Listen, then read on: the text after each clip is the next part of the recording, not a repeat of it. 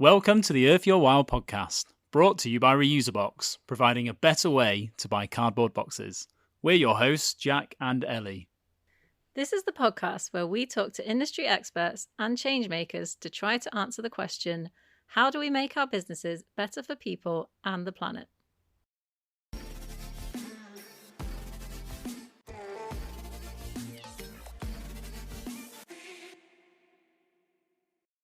So today we have an incredibly exciting guest, Rob Wilson, CEO and Chief Toaster at Toast Brewing. If you haven't heard of Toast, they're the game-changing brewers turning leftover bread into great tasting beer that fights food waste and climate change head on. In today's episode, we're going to be talking about the Toast brewing journey, just how bad the food waste crisis really is, and how brewing beer from surplus bread is better for the planet. Rob, welcome to the Earth Your Wild podcast. We are thrilled to have you here. Thanks so much for having me, and cheers to that intro. Hi Rob, it's great to meet you. Good to meet you too, Ellie. Thanks. So for those listening who might not be aware of Toast Brewing, can you explain what it is you guys do, why it's important, and how you came to be? Yeah, for sure. So I guess Toast in a nutshell, we're a delicious beer first and foremost, and we brew our beer using yesterday's bread from bakeries, bread that would otherwise go to waste. We use that to replace around a third of the barley that would otherwise be used in the beer production. It massively reduces the carbon footprint of the beer, brings a really delicious flavour into the beer as well. We donate all our profits to environmental charities fighting food waste as well. So we're a bit of a weird and wonderful business. The fact that we choose to give all our profits away. We are for profit, so we run as a regular business, but instead of taking profit share at the end of the year, we give that away. And we like to kind of joke that we think we're the best thing since you know what. So it's it all sort of started sort of 7-8 years ago, which seems mad now to think how time flies. And there was three of us that kind of came together, myself, Louisa, and Tristram. Tristram he was the kind of brains behind the idea. So he's a food waste activist, campaigner, environmentalist, and realized that you could brew really delicious beer from surplus bread. Surplus bread was one of the biggest food issues, and we can maybe talk about that a little bit more as we chat. So he sort of had this idea, and he's got this charismatic way with words of saying, do you want to get sort of wasted on waste? And I thought this sounds like a lot of fun. And I sort of started a few different social enterprises over the years, and this sounded like something to get my teeth into. And then Louisa is an amazing sort of multi-talented co-founder of the business, an accountant by trade, but also a sort of carbon accounting specialist as well. And so she really kind of got the whole thing up and running to begin with, and really leads on our operations and sustainability credentials, and has really pioneered us becoming I think a good sort of leading sort of B Corp. And so the three of us sort of came together and got the whole thing started 7-8 years ago, and so far so good. Nice. What was that? I watched your TEDx talk. What was that quote that you had? I think it might have been your old mission statement. Oh, so just gave me goosebumps. So we kind of had this sort of brand ethos, I suppose, which was, if you want to change the world, you've got to throw a better party than those destroying it. And I guess as a business, we saw quite a lot around us that weren't doing a lot about the environmental disaster that is happening. We thought beer is quite a good way to start a party. So we would have some fun and try and create a really delicious solution to the challenges that we face around us. Nice. I was really inspired to have a beer after I read that, but also to do something good. That's I mean, I guess we don't take us. I mean, it's a really serious issue that we're trying to address, but we try not to take ourselves too seriously. It is only beer at the end of the day. We are aware that beer alone isn't going to save the world, however much we try. And yeah, we do like to try. And so it's yeah, that's why I guess we've sort of built in these layers to who we are and what we do. By brewing the beer using bread that would otherwise go to waste, by giving our profits to environmental charities that are trying to tackle the issue in perhaps a more systemic way than maybe we're able to. And then we try to communicate about this issue, and love having conversations like this because we try and raise awareness about the issue and try and talk a bit more about the circular economy and how we can make better use of resource, just like you are. You also do something quite unusual at Toast Brewing. You open source your bread beer recipe so others can replicate it. Why did you decide to do this, and what has the impact been? Yeah, so I guess, like I sort of said, we recognize that we alone aren't gonna necessarily kind of solve the issue of climate change, that's for sure. But what we wanted to do was try and change the beer industry, and so and hope to be a little bit of a beacon, a kind of a shop window to what is possible throughout the whole sort of food and beverage, the F&B sector. And so by open sourcing what we do, by trying to make that freely available, we wanted to encourage other breweries to copy us, lead by example, but take on the concept. And then yeah, we've had home brewers and brewers all over the world download that recipe well over 100,000 times now. And it's yeah, it's sadly not yet the norm, but we are hopeful that we're making good progress. There's dozens of breweries around the world that routinely now brew using surplus bread.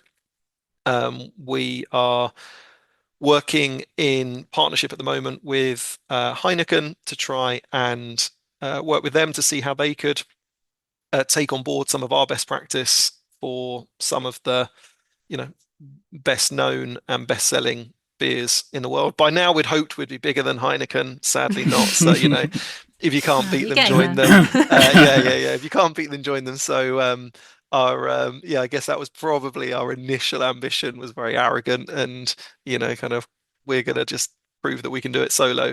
And I think as we've matured, as we've grown and realized that collaboration and companionship is one of the key values of our business as well. So companion literally comes from the kind of phraseology of, to break bread with.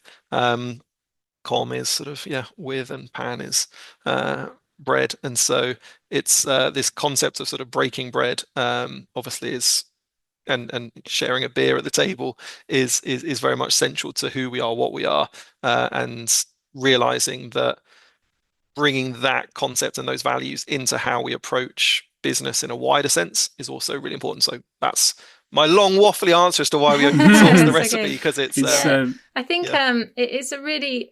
it's a really lovely thing to do, and you can look at that and think that's so great to be building that community from a kind of like business perspective. Has there been any negative impact? Because I feel like surely there's that kind of worry that, if obviously you've got a for-profit business, if you're just kind of giving that away almost, that's basically what it is, isn't it? Yeah, I think we realize, so yes, that is a risk. And I guess it comes down to what our USP is. And I think our USP, well, I guess we want our USP to be the fact that we're a really delicious beer. And it's just outstanding quality. And for those that are interested in sustainability, want to maybe vote with their wallet and buy products that make a difference, that we would be their first choice. But I suppose, there is a reality that what we do, how we do it, is probably also the USP, the fact that it's brewed with surplus bread. So by giving that away, maybe others would then railroad what we've achieved. But I think in terms of the bigger picture, that's ultimately what we want. So we have this BHAG, this big, hairy, audacious goal as a business. We want to see 1 billion slices of bread brewed. And that BHAG is our kind of, I don't know, in corporate speak, it's our like North Star. It's our guiding sort of mission as to all the business decisions we would take. If it heads us in that direction, we do it. If it doesn't, we don't. And ultimately, by open sourcing, we feel like that is a more likely route to that success than trying to go it alone, because it's that realization we're not going to be the next Heineken. We're not going to be the next Stella Artois, like the massive beer brands. That the only way we'll get to that billion, even if we were the most successful craft brand, like a Beavertown that most consumers would now be aware of, or a Camden Town, even at their scale, and they are enormous craft beer brands, we wouldn't be able to transform the beer industry or reach our BHAG. We really have to be engaging the entire sector. So yeah, I think that's really what kind of guided that approach. And if it means losing our USP, yeah, almost that's central to who we are and what we are. Like we kind of don't want it to be a USP. No, we don't want it to be unique. We want it to be normalized. Yeah. It's interesting because I think, like Ellie said, like most of our listeners will be people like running impact businesses or people within businesses that are maybe like, in the environmental or impact sector. And I think most of them, if they were sort of giving away secrets or kind of, business critical information, they'd sort of think, it's kind of, is that a bit risky? And it sounds like, if anything, that's been part of your growth strategy almost, to kind of collaborate with these people. And also the other interesting thing you said is, obviously, I'm guessing if you achieve your BHAG and you get 1 billion slices of surplus bread reused effectively, I'm guessing eventually that will put you out of business, right? Because obviously that's going to cut off your supply chain. So it's you almost want to go out. You almost want to go out of business by being successful. Yeah, that is the hope, and I guess if we, I'm sure you both feel the same. Like there are easier ways to make a living than doing what we're doing. And I often envy my mates who are, going off to a slightly more regular job and probably earning more money and probably having less stress.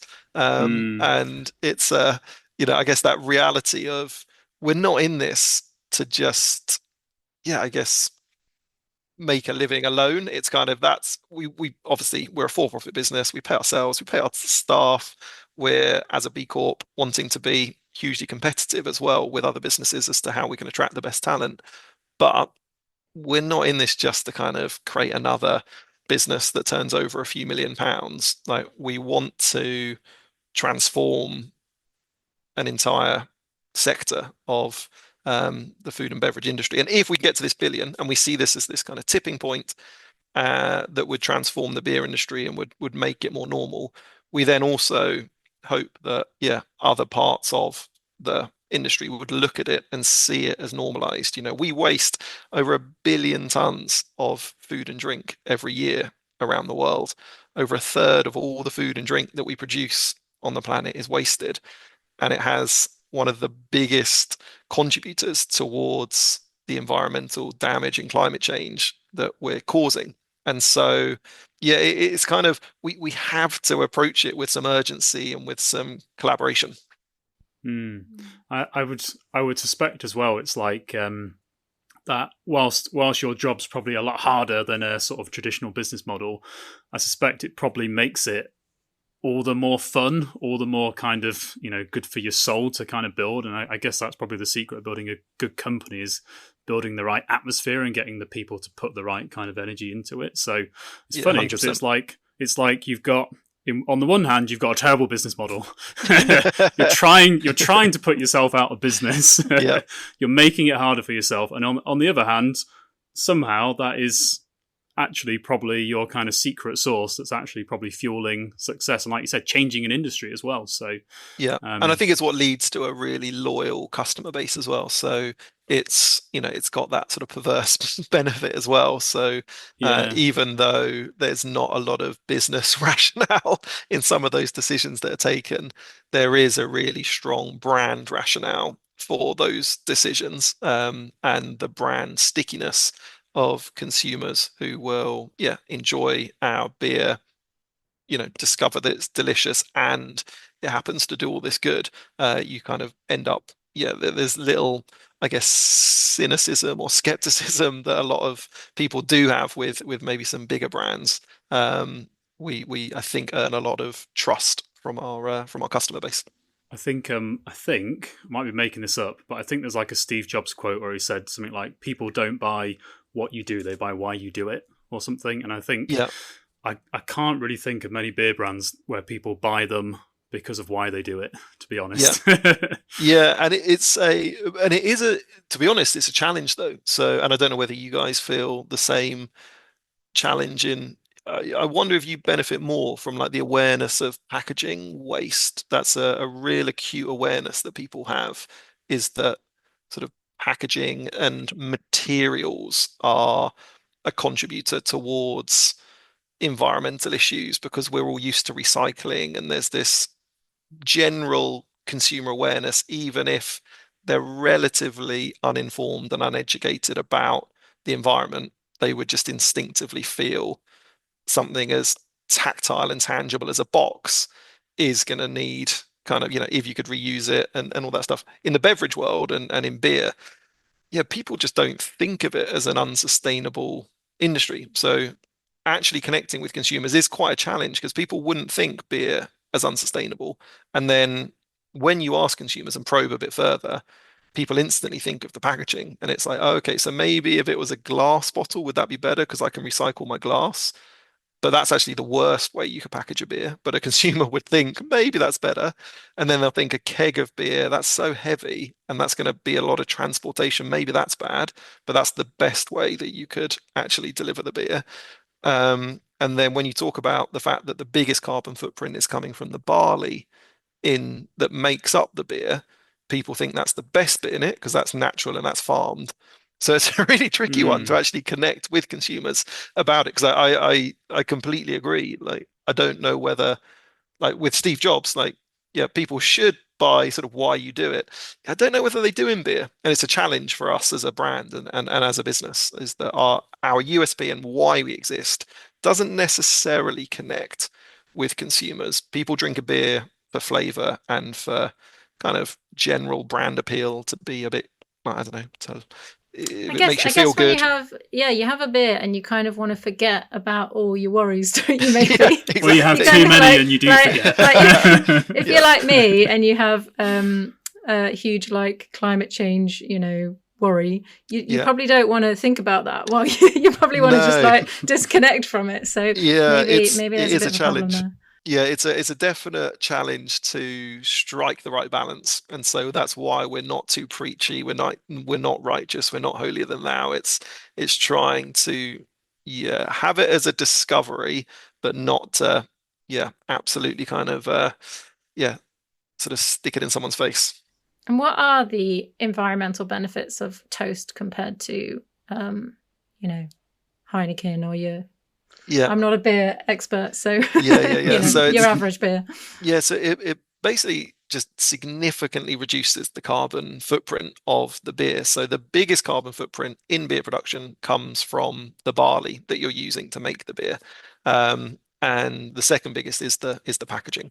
So that's why if you can actually enjoy beer in a pub in a pint glass, that's a much more sustainable way to enjoy your beer than by buying it in bottles or cans. And cans are better than bottles. And so there's this kind of hierarchy. But in terms of the actual liquid, it's the liquid that has the biggest carbon footprint.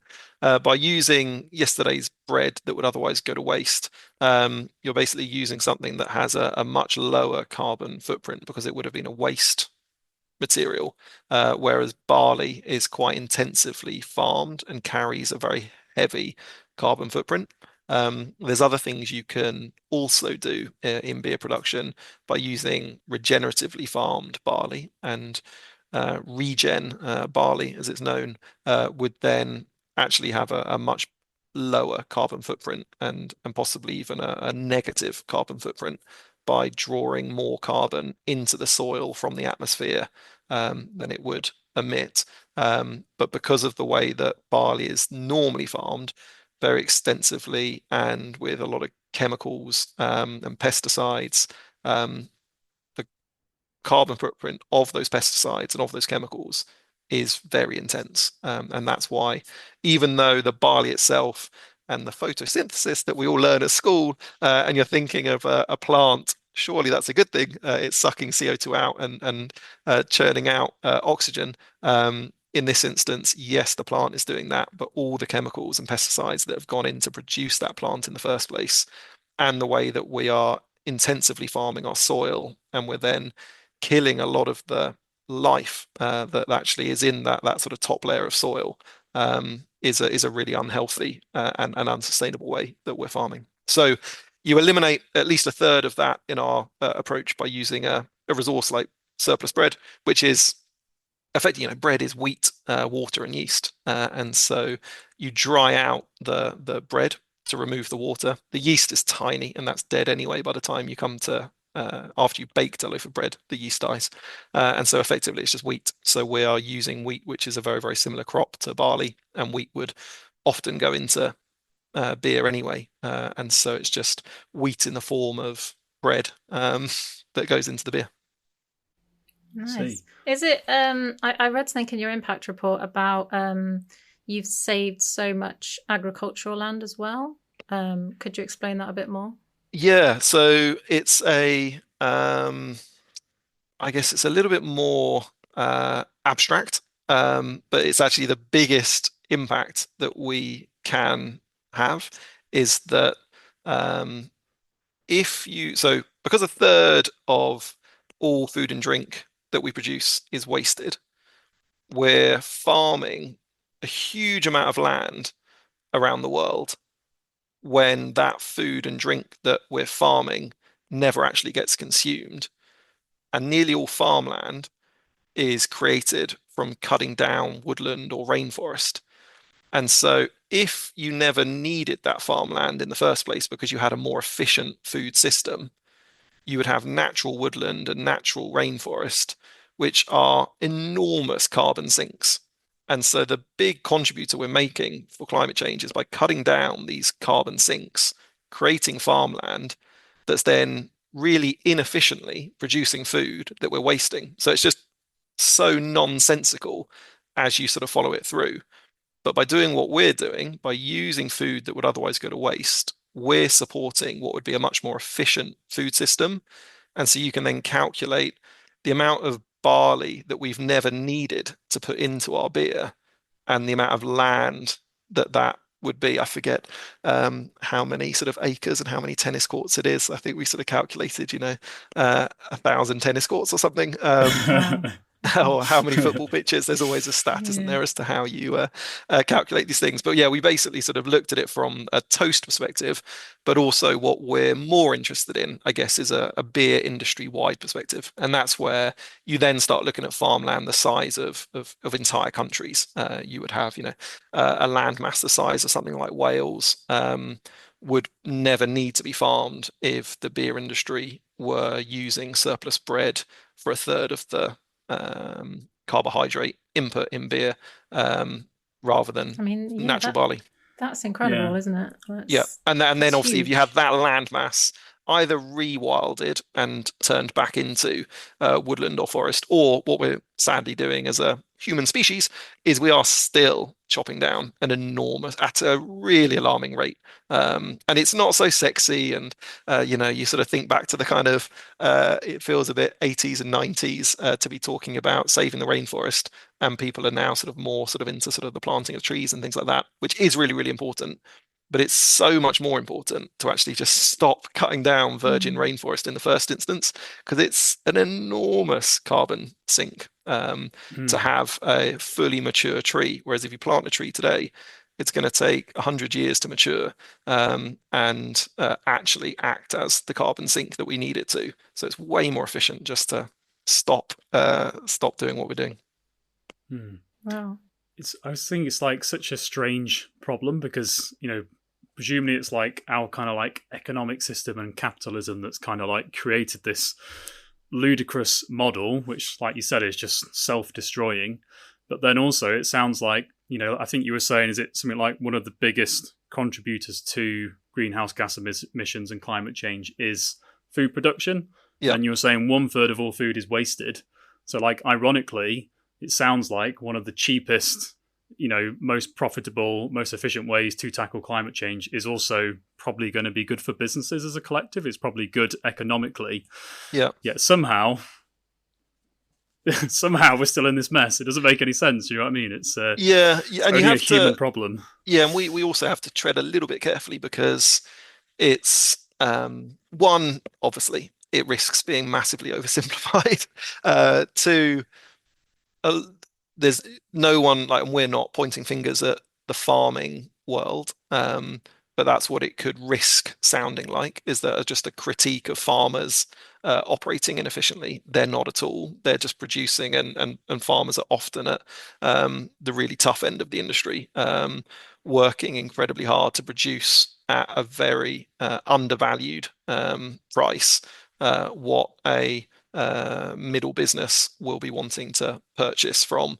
But ultimately, we have to look a little bit in the mirror. Like, it all comes down to us as consumers, and our consumer behavior it needs to change, and I think that's the reality. We can all point fingers at, and there are things that government could do to massively change and improve legislation and regulation. And I guess I'm more pro regulation and legislation because I don't think the free market is going to act in a particularly responsible way.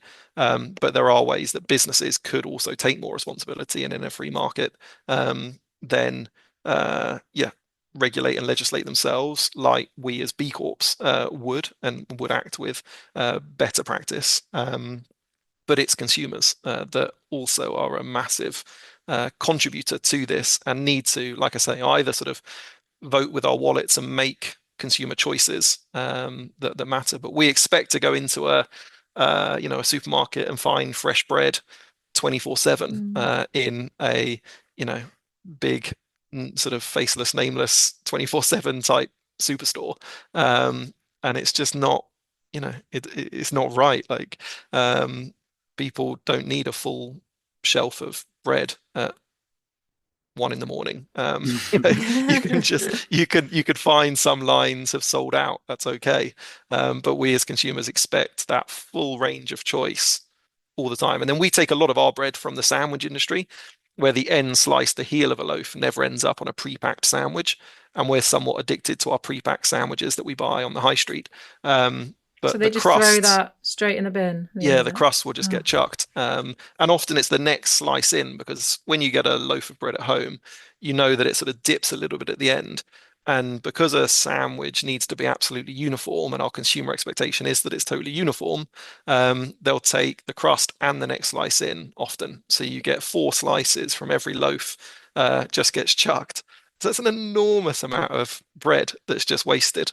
Some of it will go to anaerobic digestion, where it's then basically turned into power, but there's a much more efficient way to kind of, light your light bulbs than using bread. And then some of it will go to animal feed, but an enormous amount is literally just going into landfill. And then we're obviously conscious to never take our bread from any kind of channel that could go to food banks and those that might otherwise go hungry. But one of the embarrassments, I guess, in the bakery world and in the food world is that so much bread is wasted that food banks are routinely turning down thousands and thousands of tons of surplus bread because it's just way too much. Did I am I right in saying it's the equivalent of 1 million loaves a year? Is that right? Or is it 1 million? Yeah.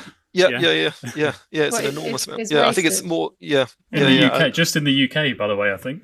I want to say it's a lot more than that. It's tens of thousands of tons of bread are wasted in the UK every year. I forget what it is now in loaves or in slices, but Yeah. And when you collect it, this might be a stupid question, but can you? I mean, obviously it goes off really quickly. I'm guessing it's a bit stale. Is it moldy? Can you use it? Yeah, no, definitely not moldy. I So don't want to put people off their beer. no. Yeah. Get that out of your mind. So it's definitely not moldy bread. We have had a few funny moments where you'll get sort of someone reach out to you and say, "Oh, I've got some bread in my bread bin. Can I send it to you?" And you're like, "No, we don't want consumer waste." So we're just working with. So in the sandwich industry, you imagine, so bread is kind of baked by a bakery. It's sent within hours to a sandwich manufacturer, who then within hours has taken the end slice off. It's gone into a blue bag bin, which is like a food waste bin, and segregated from any other type of food waste as well. So you're not going to get a bit of lettuce in there. It's kind of a completely different end of a production line. Those bags are then very quickly segregated and I guess sort of compiled together, and then it will come to us. So typically within 24 hours of a bread being baked, it will actually be in our hands to use as surplus for beer production, which is much quicker than most consumers would ever even get the freshest of bread when they're buying it in the supermarket. And then bread will stale after obviously a few days, or go moldy after a sort of 7 to 10 or 14 days. We're using it very often like within 24 hours of it actually being baked, which is the crazy side of a big macro food system that wastes so much. And then what we do is we dry it down. So to extend the shelf life, anything with less than 10% moisture content will never go moldy. So we reduce it down to less than 10% moisture, which gives it shelf stability, like flour in your cupboard, where the flour in your cupboard will never go moldy. It's the same sort of principle, where the bread that we get is dried and then will last for months as well. Nice. Yeah. So it's basically brand new surplus bread you're taking. You're not really taking food waste, which is we're treating it like waste, but it's not, is it? It's perfectly good. It's perfectly good. Yeah. And there's also this kind of technicality in the food world that we can't call it waste, because as soon as you call it waste, it's treated as something different. It's surplus. But yeah, it's surplus that would have otherwise gone to waste, and would have ended up in a waste stream and ended up in landfill. And but we can obviously take it from and again, like you get into the detail of it, but like, a really food safe, food grade environment, transport it to another food safe, food grade environment.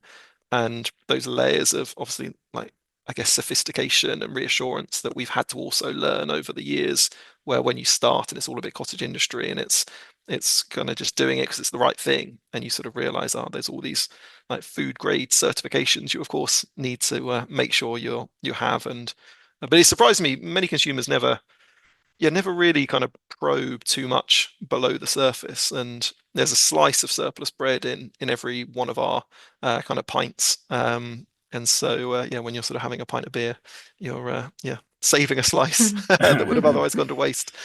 So breakfast then. Yeah, exactly. Yeah.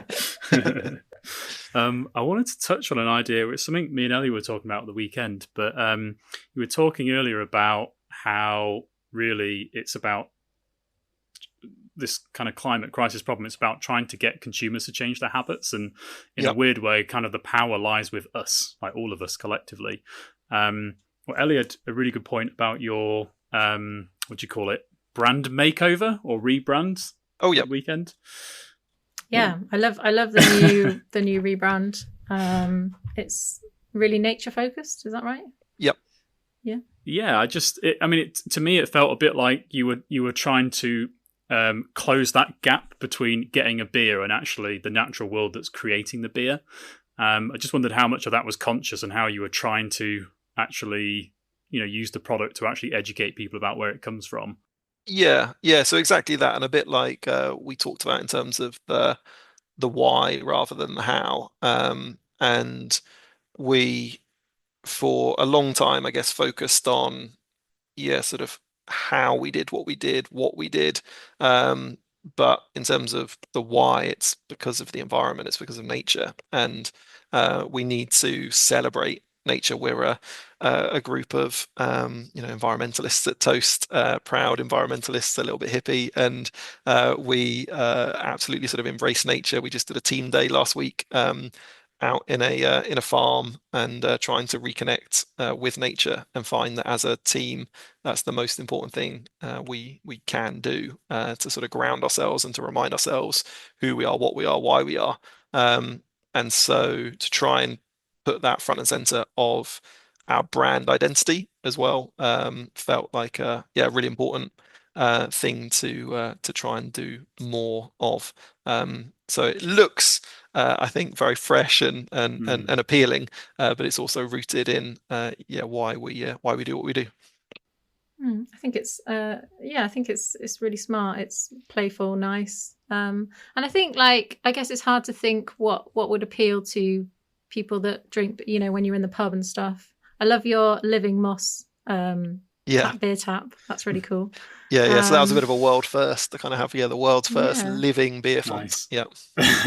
Amazing. But yeah, I guess when we look back to lockdown, when it was the pandemic, what people really valued was getting out into nature, wasn't it? And having that kind of walk every day. So I think it's something that we can all, we've all got in common and we can all relate to. So yeah. And very nice. According to Toast as well, am I right in saying England is the most nature depleted country? Is that right? Yeah, it's very depressing. I don't know whether it is the most. It certainly is up there. One of the most. Yeah, sorry, one of the most. Yeah.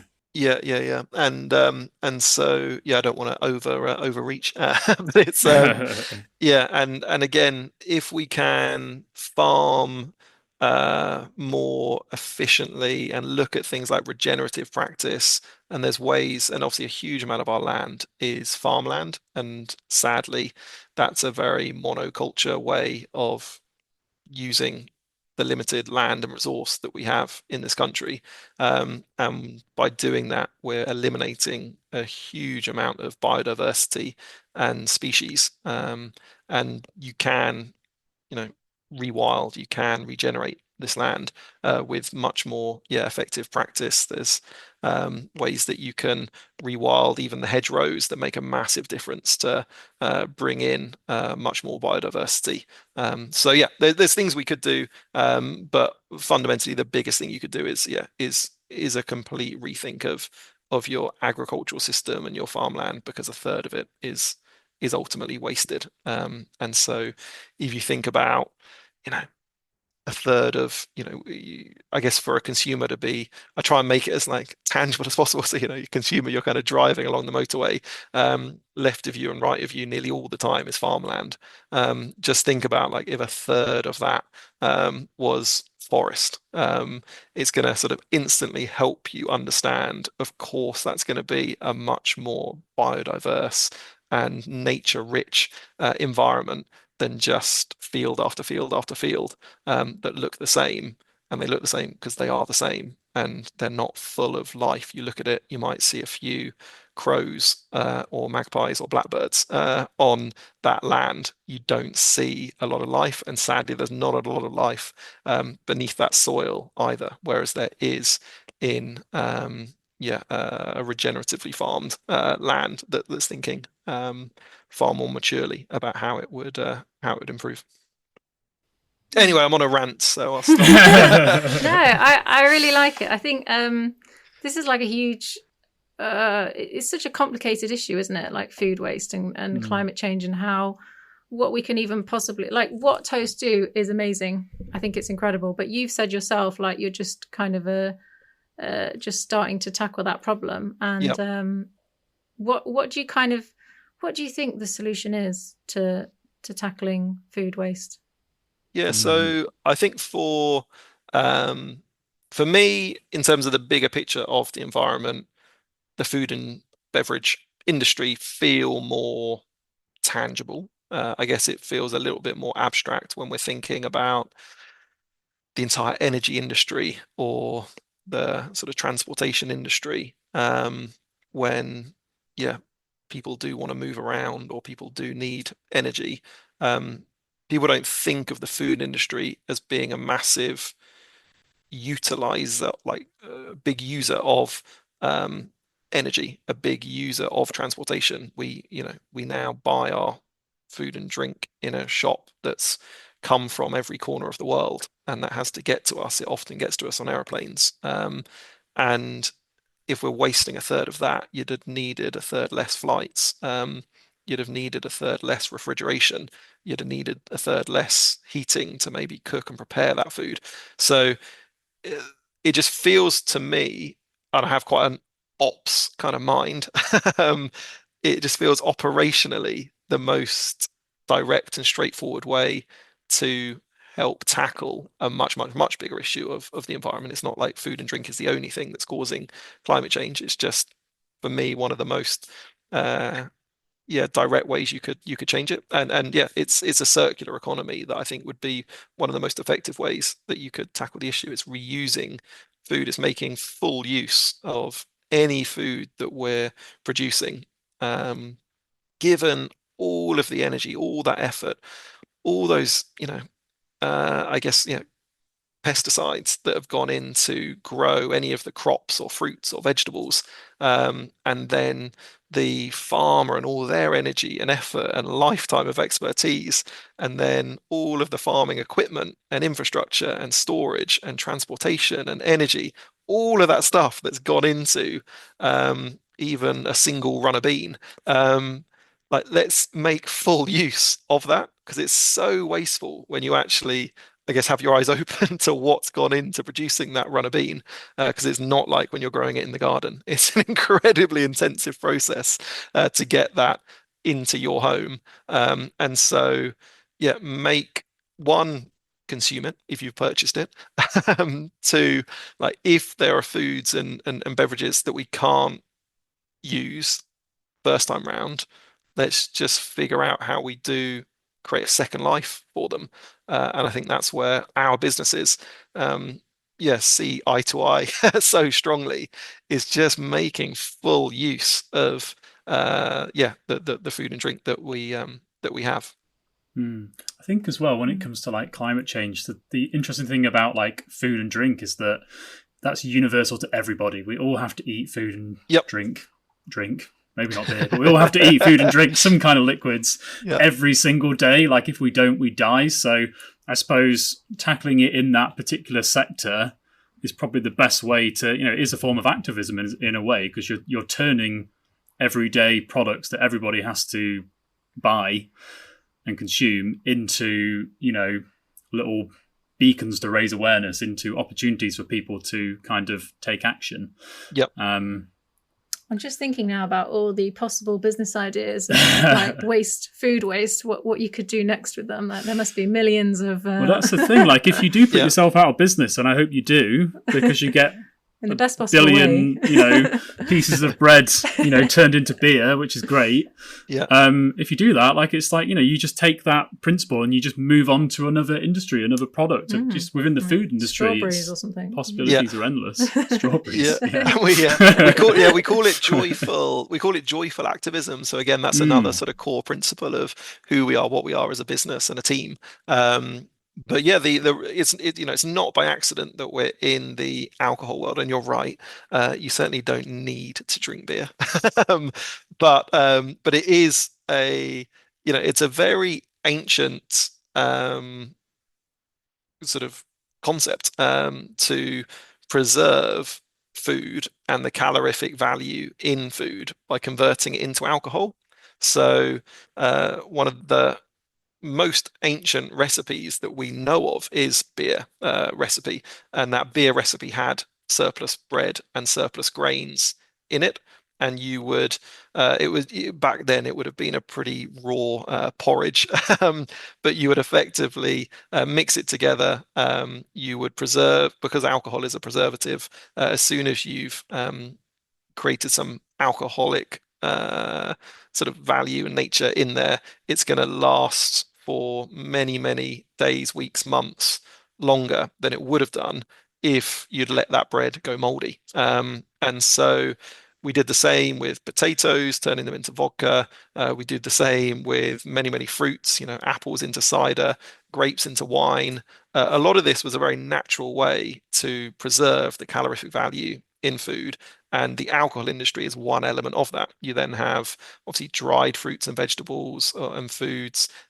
You have pickled foods. There are different ways that you can preserve food to keep it edible and consumable. Alcohol is just one element of that. So yeah, we don't need to, but it has just been something that we've done for years. So yeah, I think if we did bread, we'd maybe move on to another delicious food source that we could convert.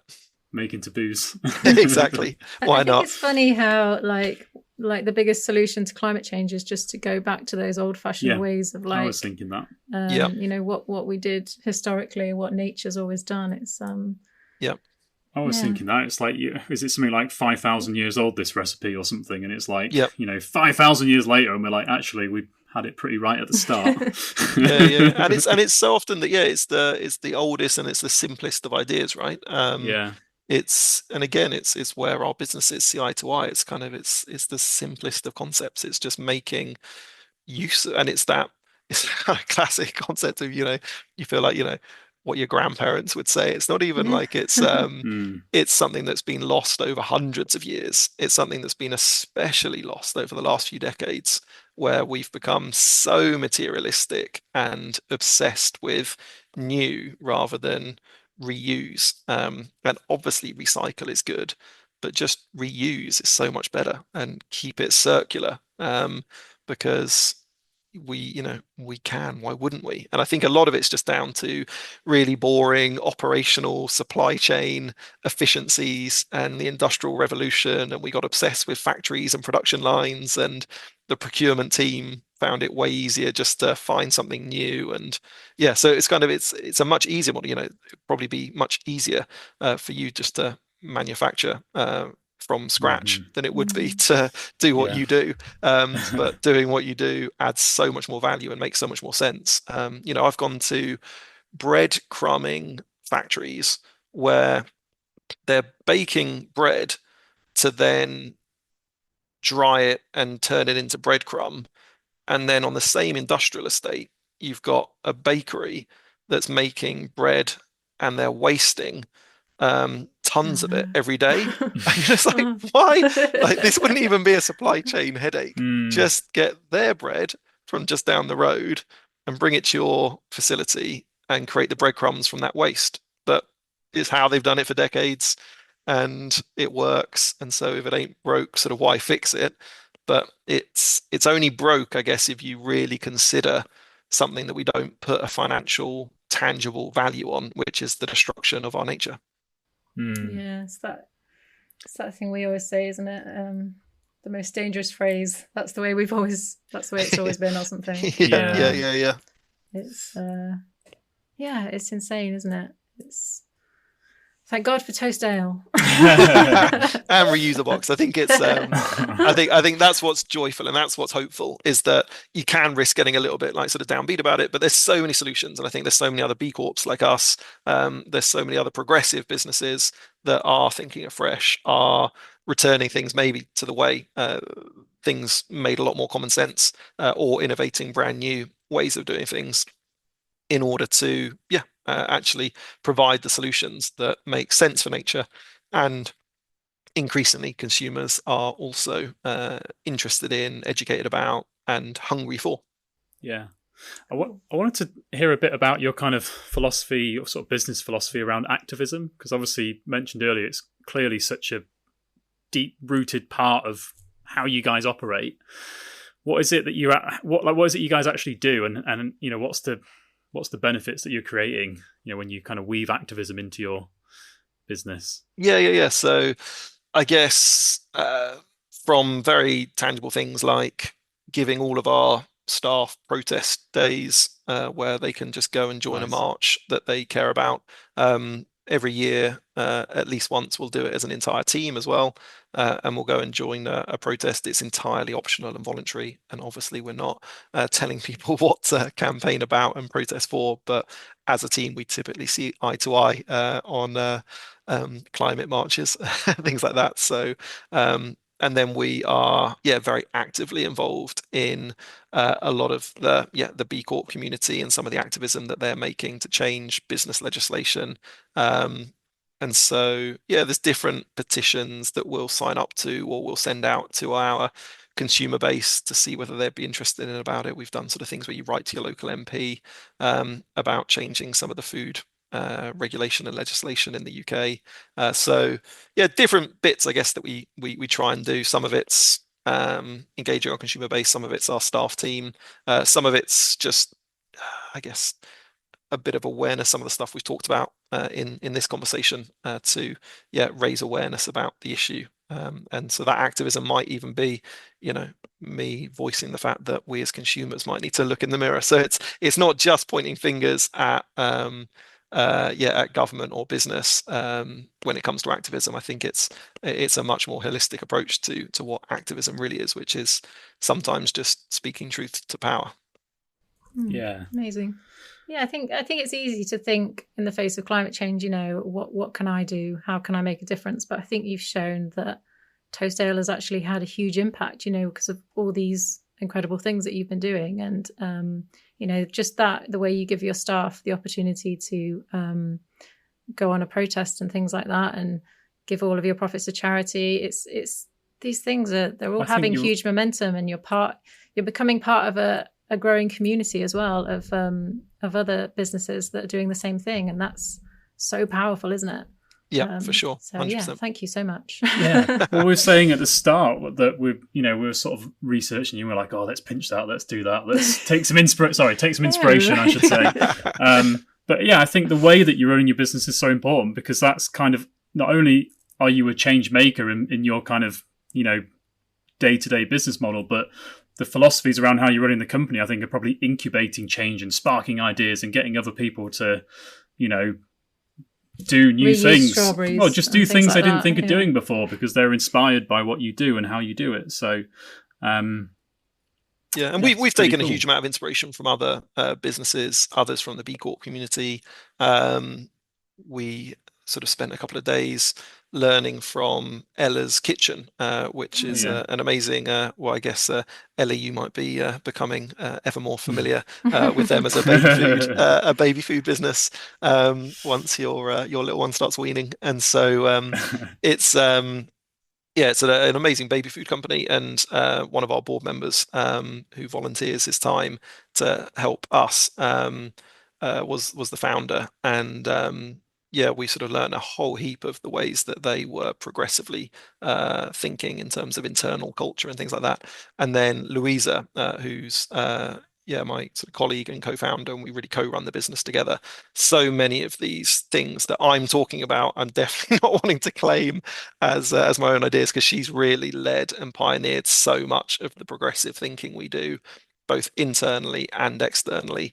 I would definitely be more the kind of like I say, I'm more of an ops geek, and kind of thinking about the operations of it all, and also some of the sort of commercial side of it all. And Louisa has really pioneered so many of those things that we've talked about as well today. And Tristram has been an amazing advocate as well, to root us and remind us of kind of where we come from, who we are, what we're really all about. And we have an amazing team and an amazing board of directors who volunteer their time, like I say, to kind of keep us true to what we need to be about. Nice. So looking ahead, what's next for Toast Brewing? How are you planning to further your mission of creating a more sustainable world? So obviously world domination, and I knew it. Evil. It's ideally it would be a shift maybe over the next year. I think sort of a 10-year vision of seeing the beer industry ultimately change for the better, and that we have played a significant part in that. I'd like to think Toast as a brand is achieving great success in its own right as a beer brand. But more important than that would be that we've had a real hand in transforming other beer businesses. We have an ingredient side of the business where we're supplying surplus bread in the perfect format that it's needed for brewers. And there's various bits of technology that we've innovated to help make that happen. And I see a big part of our future as a business being a less consumer known behind the scenes ingredient business, and would imagine that in 10 years' time, that might be a much, much, much bigger part of our business than the consumer brand. And the consumer brand may end up retrospectively having been the shop window to and the proof of concept to hopefully something more transformational, which will be this ingredient innovation that we're working on. I suppose you can expand across different areas then, different products, different materials as well. Yeah. Exactly. Yeah. And then there becomes a whole heap of opportunity. And that might be the, sort of back to when you sort of asked, what about when you sort of, solve the issue of bread waste? We're many, many years away from that. But if we were to do that, then by sort of working in this ingredients world, that's more true to us trying to embrace the circular economy and the circularity of it, and thinking of like, how do we become the brains and innovators and the passion and drive and effort to see which foods could actually be upcycled, because there's not a lot of effort happening at the moment from some of those food and drink businesses. But if you could supply it in a way that they need it, in a uniform and a regular and a reliable way, then maybe they would pull it through their supply chain. So I think that's a big part of our future. Okay. Exciting. So closing question then. So that's, I guess, where we see Toast, or you see Toast in the next sort of 10 years. But where do you see the world in the next 10 years? Yeah. Interesting question, right? It is. I'd love to be more optimistic about it. I get really hesitant. It's totally which day of the week it is, and maybe what week of the month it is. It's kind of probably in a slightly more pessimistic frame of mind at the moment. And I think the whole sort of 2040 targets that we've set ourselves, I feel pretty pessimistic that we're gonna hit any of them, let alone most of them. And you can give us two answers. You can say where you think it'll be and where you want it to be. Yeah. So obviously, I hope we're fully embracing net zero, and we've converted to electric vehicles. We're using sort of I guess renewable energy based systems, and we're farming regeneratively and all the it feels like there's been so much progression. And like COP26 sort of 3 years ago in Scotland, there was so much energy in the UK around that concept. And I think even, I don't know whether COVID had a negative impact on consumer maybe sort of headspace for this issue, but something's really shit. And maybe it's the economic climate that we find ourselves in at the moment is really hard. And I think it's seen as a luxury, and obviously heat pumps at your home do cost more than a gas boiler. So there are some real, and an electric car costs a lot more than a petrol car. And so there are these luxuries that we're not subsidizing as a country and as a government to make more affordable for us all. And I just see a lot less consumer appetite at the moment for sustainability. It seems to have dropped down the agenda and the awareness sort of list of things on all of our minds. But it goes in cycles. So in 10, 15 years time, it could well be way back up the top. And certainly within the next 10, 15 years, at some point, it'll be absolutely at the top of our agenda again. It's just how long it stays there, and does it stay there long enough for us to really change? And I think these kind of, when governments are only in for 5 years and they've got a lot to try and achieve in those 5 years to get re-elected, it's very rare that long-term thinking like restoring and preserving nature get to the top of the list.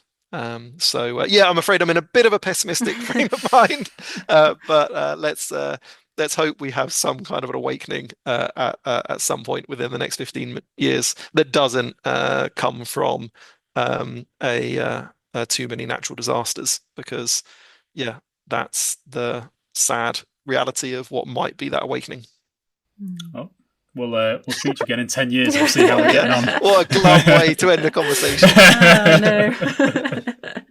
It goes one of both ways, that question. One of two ways, sorry. Yeah, what do you both think? Are you both more hopeful? Are you in a more hopeful frame of mind at the moment? Yeah, I think so.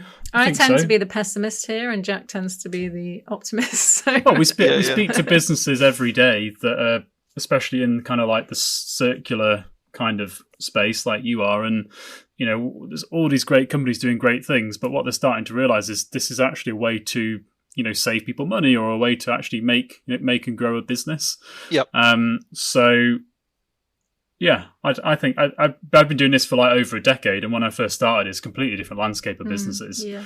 We speak to businesses, big businesses as well, and the conversations that we're having are completely different. People seem to care. Yep. I always joke that 10 years ago it was like this old man with white hair that was semi-retirement. They didn't want to speak to me, and now I speak to them, and they look back and they look more like me. They sound more like me. They want to care. Jack, so you just got older. No, I haven't. I still get ID'd. No, I think I'm really hopeful. And I'm a natural optimist as well, so I find myself so uncomfortable being pessimistic. It's an alien space for my brain to get into, because I'm just an eternal optimist. But yeah, I think as well, it's easy when you hear all the bad things. It's easy for me. It's easier to look at it and think, oh, there's an opportunity there. That's like, it's not like, this is a problem. It's like, okay, something can be done here. There's an opportunity to do something. 100%. Yeah, it's a great time of change. That's what I would summarize it as. All right. Thank you for talking to us today, Rob. Yeah, thanks so much for your time. Really appreciate. Thanks for listening to this week's episode of the podcast. We hope it was truly worth your while. For more information, visit reusebox.co.uk/worthyourwhile. And if you'd like to appear on the next series of Earth Your While, please email media@reusebox.co.uk.